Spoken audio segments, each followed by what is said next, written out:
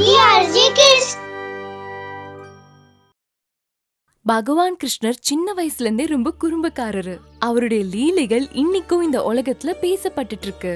சின்ன வயசுல இருந்தே அவருக்கு ரொம்பவும் பிடிச்சமான உணவு எதுன்னா வெண்ணெய். வெண்ணெயை திருடுறது அவருடைய ஒரு கலைன்னு சொல்லலாம். அவர் அந்த வெண்ணெய்க்காக என்ன வேணாலும் செய்வாரு. எத்தனையோ முறை அவரை யசோதாமா கட்டி போட்டு வச்சிருந்தாங்க. ரொம்ப திட்டினாங்க, அதுக்கப்புறம் அடிச்சாங்க கூட. ஆனாலும் கிருஷ்ணர் வெண்ணெய் திருடுறதையும் அதை சாப்பிடுறதையும் நிறுத்தவே இல்ல. அவருக்கு வெண்ணெய்னா அந்த அளவுக்கு பிடிக்கும். அவர் அந்த வெண்ணெய்க்காக என்ன வேணாலும் செய்வாரு. அம்மா, நீங்க ரொம்ப நல்ல அம்மா. உங்களை எனக்கு எவ்வளோ பிடிக்கும் தெரியுமா? நீங்க பக்கத்துல இல்லைன்னா எனக்கு தூக்கம் கூட வராது. இந்த உலகத்திலேயே நல்ல அம்மானா நீங்க தான். கண்ணா, எனக்கு தெரியும் என்ன எதுக்காக இந்த அளவுக்கு நீ பாராட்டுறன்னு. உனக்கு இப்ப பசிக்குது இல்ல, அப்புறம் உனக்கு இப்போ வெண்ணெய் தேவைப்படுது. இது வரைக்கும் நீ நிறைய வெண்ணெய் சாப்பிட்டுட்ட. இனிமே உனக்கு வெண்ணெய் கிடைக்காது. நீ பட்னியா இருந்தாலும் சரி கிடைக்காது. அம்மா, இவ்வளோ நல்லவங்களா இருக்கீங்களே, அந்த வெண்ணெய் எனக்கு கொடுக்கலாம்ல. நான் தான் உங்க செல்ல பிள்ளையாச்சே. எனக்கு இப்போ பசிக்குது, கொஞ்சமா வெண்ணெயை கொடுங்களேன். இனிமே நான் கேட்க மாட்டேன். ஒருவேளை நீங்க எனக்கு வெண்ணெய் கொடுக்கலன்னா நான் வெளியே போய் யார் வீட்லயாவது வெண்ணெயை திருடி சாப்பிட்டுருவேன்.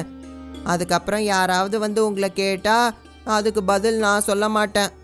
கண்ணா, உன்னோட பிடிவாதத்தை நான் எத்தனையோ தடவை பாத்துட்டேன். வீட்ல வெண்ணெய் கிடைக்கலன்னா வெளியில போய் திருடி சாப்பிடுவ. இது கொஞ்சமாவது நியாயமா படுதா? உனக்கு குறும்பு ரொம்ப ஜாஸ்தி ஆயிடுச்சு. யசோதா கண்ணனோட காதை புடிச்சு சமையலறைக்கு கூட்டிட்டு போனாங்க. அப்புறம் பானையில இருந்து கொஞ்சமா வெண்ணெய் எடுத்து கிருஷ்ணர் கையில கொடுத்தாங்க. அப்புறம் சொன்னாங்க, கண்ணா, இதுதான் இன்னைக்கு உனக்கு கொடுக்கற கடைசி வெண்ணெய். இப்ப இருந்த வெண்ணெய் எல்லாம் தீந்து போயிடுச்சு.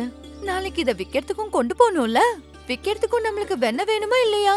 இனிமே உனக்கு வெண்ணெய் கிடைக்காது, சரியா? இந்த வெண்ணெய சாப்பிட்டுட்டு பேசாம தூங்கு. சரிம்மா, ரொம்ப ரொம்ப நன்றி. ஆனா ஒருவேளை எனக்கு மறுபடியும் பசி எடுத்தா? இங்க பாரு கண்ணா, பிடிவாதம் பிடிக்க கூடாது. நீ எனக்கு ரொம்ப செல்லமான கண்ணன் தானே. முதல்ல சீக்கிரமா இந்த வெண்ணெய போய் சாப்பிடு, அப்புறமா தூங்கு. நாளைக்கு காலையில எழுந்ததுமே நான் இன்னும் கொஞ்சம் வெண்ணெய் தரேன், சரியா? கண்ணன் யசோதாமா கொடுத்த வெண்ணெய சாப்பிட்டுட்டு பேசாம போய் தூங்கிட்டாரு. மறுநாள் நண்பர்கள் எல்லாம் மறைஞ்சு இருந்து கிருஷ்ணரை பார்க்க வந்தாங்க. கண்ணனும் யசோதா அம்மாக்கு தெரியாம வீட்டுக்கு வெளியே மறைஞ்சு வந்தாரு. நல்ல வேளை நீங்க இங்க வந்துட்டீங்க. உங்களுக்கு தெரியுமா தெரியாதா, இன்னைக்கு எல்லாரும் வெண்ணெயை எடுத்துட்டு கடை தெருவுக்கு போறாங்க. இதுதான் சரியான நேரம். நாம வீட்டுக்குள்ள போறோம், அங்க இருக்கிற வெண்ணெய சாப்பிட்டுறோம். என்ன சொல்றீங்க நண்பர்களே, போலாமா? கிருஷ்ணா, சீக்கிரமா வா. உண்மையை சொல்லணும்னா திருட்டு வெண்ணெய சாப்பிட்டா அதோட சுவை நல்லா இருக்கும். எல்லாரும் என் கூட நல்லா சாப்பிடுவீங்க. ஆனா தண்டனை மட்டும் எனக்கு தனியா கிடைக்கும். ஏன்னா அவங்க வரத்துக்குள்ள நீங்க தான் ஓடிடுவீங்களே. சரி, சீக்கிரம் வாங்க போலாம். இன்னைக்கு ஏதாவது புது காரணத்தை கண்டுபிடிப்போம். கண்ணனும் அவனுடைய சின்ன சின்ன நண்பர்களும் யாருக்கும் தெரியாம ஒருத்தர் வீட்டுக்கா போனாங்க. ஆனா பாவம், அவங்க ரொம்ப தேடினதுக்கு அப்புறமா அவங்களுக்கு கொஞ்சமா வெண்ணெய் கிடைக்குது. அத சாப்பிட்டுட்டு அவங்க எல்லாரும் அங்க இருந்து ஓடி வந்துட்டாங்க. யசோதாமா, நீங்க வீட்ல இருக்கீங்களா? அம்மா, யசோதாமா. இதோ வந்துட்டேன். யார் அது? அட, என்னாச்சு? உங்களுக்கு ஏதாவது வேணுமா? ஆமாமா, வேணும் தான். பாருங்கம்மா உங்க கண்ணன் பண்ண வேலைய. அவன் எங்க வீட்டுக்கு வந்து வீட்ல இருந்த கொஞ்சம் வெண்ணெய் கூட எடுத்து சாப்பிட்டுட்டான். அப்புறம் 2 பானையை வேற உடைச்சிட்டான். எனக்கு ஏற்பட்ட நஷ்டத்தை யார் ஈடு கட்டுவாங்க? அது எப்படி? என்னோட கண்ணன் தான் உங்க வீட்டு பானையை உடைச்சான்னு அவ்வளவு உறுதியா சொல்றீங்க. அப்புறம் வெண்ணெய் சாப்பிட்டான்னு சொல்றீங்க. வேற யாராவது கூட இந்த வேலையை செஞ்சிருக்கலாம்ல. இந்த கிராமத்திலேயே யாருக்கு ரொம்ப வெண்ணெய் பிடிக்கும்னு எல்லாருக்குமே தெரியும். எத்தனை முறை கண்ணன் திருடும் போது நாங்க அவனை புடிச்சிருக்கோம். இதுல இருந்தே உங்களுக்கு தெரியலையா? இன்னைக்கும் நிச்சயமா கண்ணன் தான் வெண்ணெயை திருடி இருக்கான். இந்த கண்ணனை நான் என்ன பண்றது? எல்லாருக்கும் பதில் சொல்லிக்கிட்டே இருக்க முடியுமா? என்னால முடியல. நீ ஒரு வேலை பண்ணு. எனக்கு ஒரு யோசனை தோணுது. அது என்ன யசோதாமா? அது என்னன்னு எங்களுக்கும் சொல்லுங்களேன். அப்பதான் கண்ணனால வெண்ணெய திருடாம இருக்க முடியும். சமையல் அறைக்கு வா, என்னன்னு நான் சொல்றேன். யசோதா அம்மா வெண்ணெய் பானையை எடுத்து அத ஒரு கயிறால கட்டி அத ஒரு சமையல் அறையில ரொம்ப மேல கட்டி தொங்க விட்டுட்டாங்க. அப்பதான் கண்ணனால அதை தொட முடியாதுன்னு. பார்த்தல, இதே மாதிரி எல்லா பெண்களையும் செய்ய சொல்லு. வெண்ணெய பானையில கட்டி இந்த மாதிரி தொங்க விட சொல்லு. அப்புறம் இது கண்ணனுக்கு எட்டாது. அடடா யசோதாமா, உண்மையிலே இது ஒரு நல்ல யோசனை தான். இந்த மாதிரி எல்லாருமே பண்ண சொல்லி நான் ஒவ்வொரு வீடா சொல்லிட்டு போறேன். மறுநாள் கண்ணனும் தன்னுடைய நண்பர்களும் யாருக்கும் தெரியாம அவங்க வீட்டுக்குள்ளேயே மறைஞ்சு மறைஞ்சு அட. வந்தாங்க. என்ன ஆச்சுமா? பானை எல்லாத்தையும் நீங்க எங்க தான் வச்சிருக்கீங்க? இத பாருங்க நண்பர்களே, நல்லா தேடுங்க, உங்களுக்கு ஏதாவது பானை கிடைக்குதான்னு. ஏன்னா எனக்கு ரொம்ப பசி எடுக்குது. கண்ணா, வெண்ணெய் பானையே இங்க எங்கேயுமே காணோம். நாம என்ன பண்றது? சரி வா, வேற யார்கிட்டயாவது இருக்கான்னு பாப்போம். கண்ணனும் அவனுடைய நண்பர்களும் 2-3 வீட்டுக்கு போய் பார்த்தாங்க. அவங்களால வெண்ணெய் பானைய அங்கேயும் பார்க்க முடியல. எல்லார் வீட்லயும் இந்த வெண்ணெய் பானை எங்க போயிடுச்சு? ஒருவேளை வெண்ணெய் எடுக்க விட்டுட்டாங்களா என்னமோ? அட இல்ல நண்பர்களே, அப்படியெல்லாம் நடக்க வாய்ப்பே இல்ல. வெண்ணெய பண்ணி வச்சிருக்காங்க, ஆனா அது எங்க வச்சிருக்காங்கன்னு தெரியல. எப்படியாவது நாம அதை கண்டுபிடிச்சே ஆகணும். தேடுங்க. எல்லாரோட வீட்லயும் ஒரே நேரத்துல இப்படி நடக்க வாய்ப்பு இல்லைல்ல. எல்லார் வீட்லயும் வெண்ணெய் இல்லைன்னா கண்டிப்பா வெண்ணெய வைக்கிற இடத்த தான் மாத்தி வச்சிருப்பாங்க. கண்ணா கண்ணா, இங்க வாயே. இந்த ஜன்னல் வழியா பாரு. அந்த வீட்ல அந்த அம்மா என்ன பண்றாங்கன்னு பாரு. பானையில இப்பதான் வெண்ணெய வைக்கிறாங்க. சரி, நாம கொஞ்ச நேரம் இங்கே இருந்து பாப்போம். அந்த பானையை எங்க வைக்கிறாங்கன்னு பார்த்தா நமக்கு தெரிஞ்சிடும்ல. அதுக்கப்புறம் இன்னொருத்தங்க வீட்ல ஒரு பெண் தன்னுடைய வெண்ணெய கயிறால கட்டி மேல தொங்க விட்டுட்டு இருந்தாங்க. அத கண்ணனும் அவனுடைய நண்பர்களும் மறைஞ்சிருந்து பார்த்துட்டு இருந்தாங்க. அப்போ அந்த பெண் ஒரு நிழல பார்த்தா. அவ உடனே போய் ஜன்னல் கதவை மூடினா. அப்புறம் வெண்ணெய் பானைய மேல தொங்க விட்டா. அப்புறம் கொஞ்ச நேரம் பொறுத்து வயலுக்கு புறப்பட்டு போனா.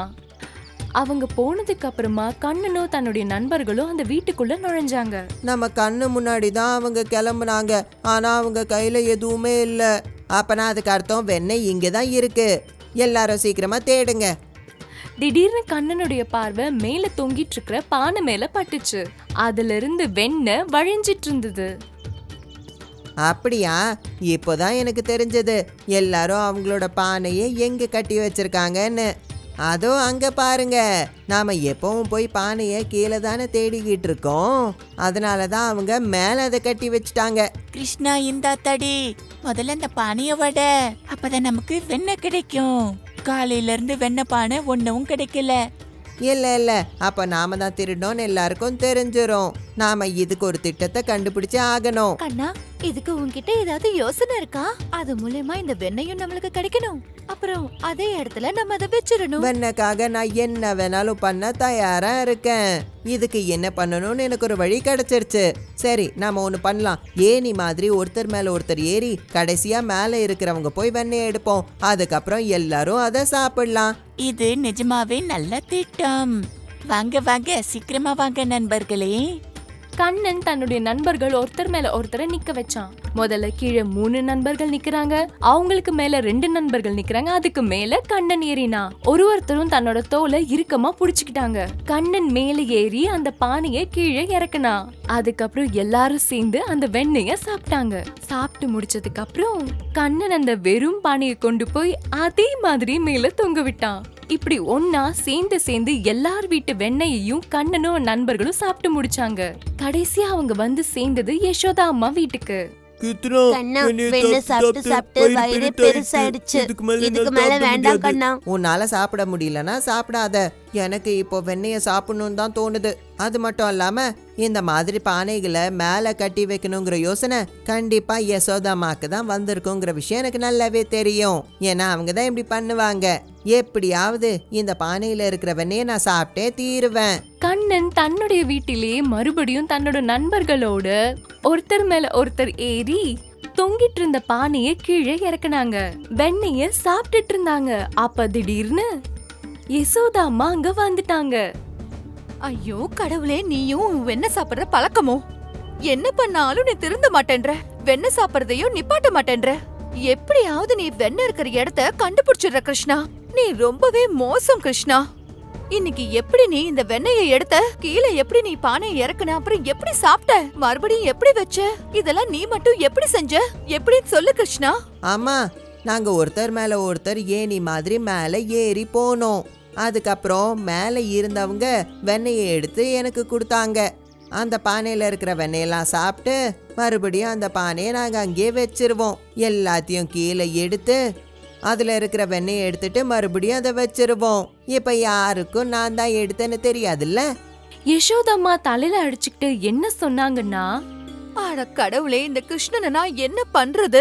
அதுக்கப்புறம் சிரிச்சுக்கிட்டே கண்ணனோட காதை பிடிச்சாங்க. அதுக்கப்புறம் கண்ணனை கட்டி அணைச்சுக்கிட்டாங்க. சரியான குறும்புக்கார கிருஷ்ணன் நீ. அப்புறம் அன்னையில இருந்துதான் கிருஷ்ண ஜென்மாஷ்டமி அன்னைக்கு பானை உடைக்கிற விளையாட்ட ஆரம்பிச்சாங்க. இன்னைக்கும் மக்கள் ரொம்ப பாசமா அன்பா பானைய தொங்க விட்டு உடைப்பாங்க. இந்த கதையில இருந்து நமக்கு கிடைக்கிற பாடம், மனசுக்கு பிடிச்ச எந்த பொருளையும் அடையறதுக்கு தன்னோட பலத்தை பயன்படுத்துறதுக்கு பதிலா புத்திய பயன்படுத்தணும்.